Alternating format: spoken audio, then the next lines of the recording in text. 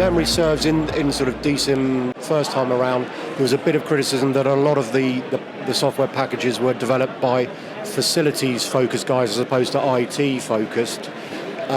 Is that balance being addressed sort of this time around, recognition that there is some kind of convergence finally happening so that data centers don't exist in isolation, but they actually exist for a purpose, i.e. to run the IT infrastructure? The answer to your question I would give is, I think there's still even a problem defining what is DSIM. So if IT guys tend to have one thing that they're trying to do, and facilities guys have another set of issues they're trying to address. I would not argue that we've solved that yet, but I can tell you as Schneider, in our portfolio, we have BMS systems, and we have power management systems, and we have what's EcoStruxure IT, which would be more of a traditional DSIM. I can tell you, behind the scenes, we are working very hard to start getting better commonality between those systems, and it's a very complex problem, but we're excited to work on it. I would say the problems that we're addressing with EcoStruxure IT, as part of that DSIM problem, we are trying to be much more oriented towards this hybrid environment, and generally, it's like the data center operations manager who's trying to manage that hybrid environment is really what EcoStruxure IT is targeting. And then there's other parts of EcoStruxure within Schneider that can get into the very deep power quality analysis, for instance, that some facility people want, or a building management system. And all of that's coming together underneath Schneider's overall EcoStruxure initiative. So. And another sort of perhaps related topic, the AI Ops has begun to become sort of vaguely topical. Is that something that is complementary to DSIM, or is it a completely different, or is it overlap? Or I think artificial intelligence and machine learning, however you want to phrase it, in general, we see three different areas that we're targeting, and some of the things that we're doing is like, give me some predictive analysis about when things are going to fail. So doing failure analysis, and we are rolling out now much more sophisticated models to predict when UPS batteries are going to fail. Right? So that's kind of one category, just helping deal with that part of it. Another part of artificial intelligence is dealing with operation support. So was there human error involved? What was the root cause analysis of the problem, and trying to understand that? And then a third one is around efficiency. And Google, for instance, a few years ago announced that they took a machine learning algorithm and put it against their HVAC system and eliminated 40% of the waste that they saw. So we're trying to view it as those three categories. And what's interesting with AI is, you need a subject matter expertise to be effective at this. And we think those are the areas that we're well poised to do some very interesting things. However, I would go back to, that also needs to be open, right? So we want to make the results out of our algorithms available via APIs, so it can be integrated in with other bits of artificial intelligence that people might be using. So as part of an overall ecosystem, we'll be providing some interesting information that other people might be able to leverage as part of holistic. So whether it's AI ops or other forms of, there's people doing artificial intelligence on server loads and how fast they're ramping up. I see all of that coming together. But the critical thing is, we're going to be serving up what we have about our area of expertise in an open way that other people can leverage it. So hopefully that answers your question. Yeah, and obviously it's good to talk about the theory. You referenced the chap you bumped into with his mobile phone. He's a happy man.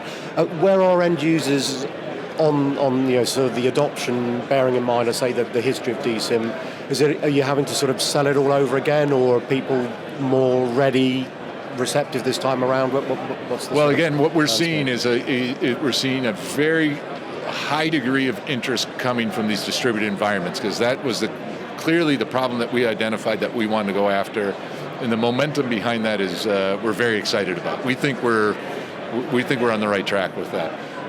What's interesting now is that as we got all the data in the data lake and we were able to start really doing, we have data scientists developing algorithms, and we're now rolling out truly predictive failure analysis, we're starting to see the interest from the larger data center providers as well, because many of those guys already have some kind of a tool installed. What they don't have is the artificial intelligence and the algorithms and the predictive nature that we're able to develop within EcoStruxure IT. So we see it coming back into the larger data centers as well. But certainly the largest opportunity today, and the biggest problem we're going after, is these distributed edge environments, with the idea that we're going to leverage that into the larger data centers as well. And I think last time we talked, it was about the edge. So just, you've obviously mentioned it there. A quick update, is it as sort of prevalent as we imagine? Is it taking a little bit longer for people to establish edge environments? How would you characterize what's going on there, just quickly? Well, it's always, I think somebody in my role, we always tend to assume these things will develop faster than they do.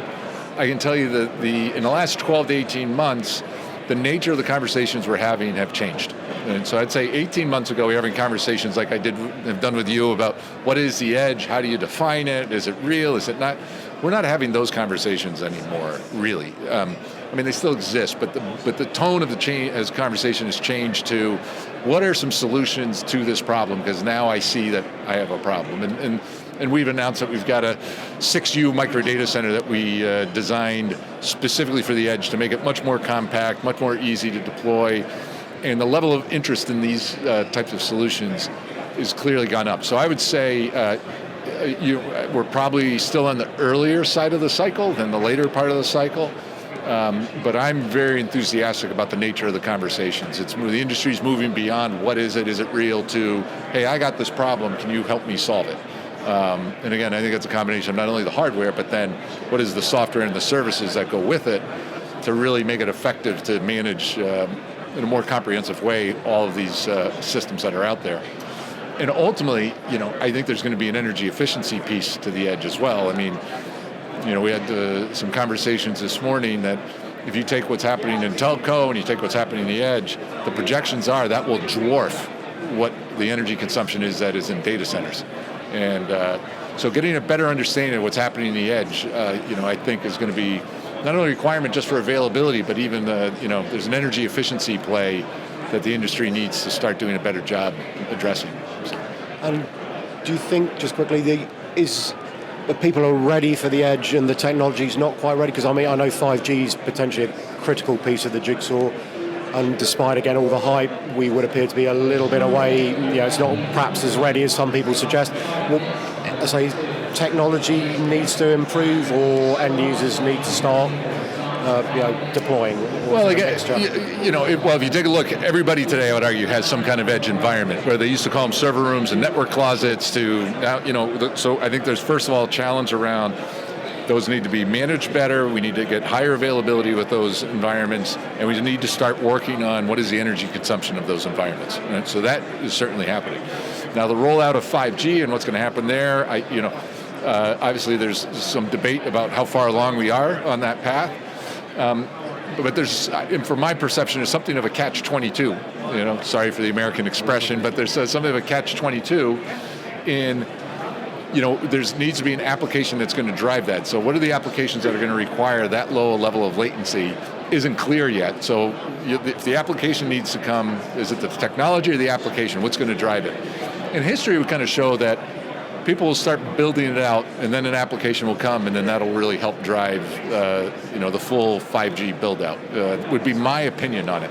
That's an interesting market with a lot of dynamics, so we'll see.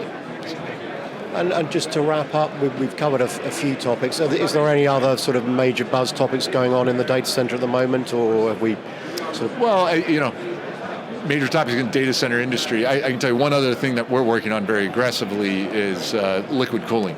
And so if you look at the play with energy consumption of IT in general, not just data centers, but these edge environments and what have you, we're interested in liquid cooling because it's one of the technologies that can actually have a major impact on energy consumption of IT. And we have some models that show it could be a 10 to 15% energy reduction if you eliminate all the fans and you eliminate the cooling associated with the IT equipment. So that's an area that we're focused on, which is going to take some time to develop. We just recently announced a partnership with Avnet and Isotope, where we're working on developing those solutions. But it's also, fundamentally, the impact of these new chips that are coming out that are running at a much higher TDP, thermal dissipation power. It used to be chips consume maybe 150 watts each. Now they're consuming 300 to 400, and that's generally where the roadmap's heading. That creates a whole bunch of challenges with cooling inside the server, where we think that also can be a tailwind for liquid cooling as a technology. So we're also very interested in that, and we've made public some of the things that we're working on. But again, if you put the lens on the edge, how are we going to service it? How are we going to manage it? how do we deal with the energy consumption that we're working on? I mean, that's the lens that we're putting on from the Schneider perspective. And what's our role in order to help solve those problems or meet those challenges is kind of how we prioritize. So. And I guess you've always, to me at least, been known for collaborating with a lot of partners. I guess some of the topics you've covered, you can't do it all yourself, so you're continuing to work with, as you say, whether it's server manufacturers, etc., to bring some solutions to market, yeah? Yeah, well, and I mean, we've announced a number of partnerships with server guys as we're working on the server companies, as we're working on micro data centers, but I actually am challenging our teams internally that we need to do better. And I mentioned that, we got to develop APIs that are readily accessible to people so they can start integrating in with our software. We need to think about our channel partners and how can we enable them, because in many cases, it might be one of our channel partners that's servicing the customer, and how do we enable them? We need to do a better job integrating our services, and we think we're doing a good job. We think we're making progress on this, but we really need to do better so that our customers can leverage the whole ecosystem. So we've got a role in this. And we're making some great progress, I think, but there's still more work to be done. Okay.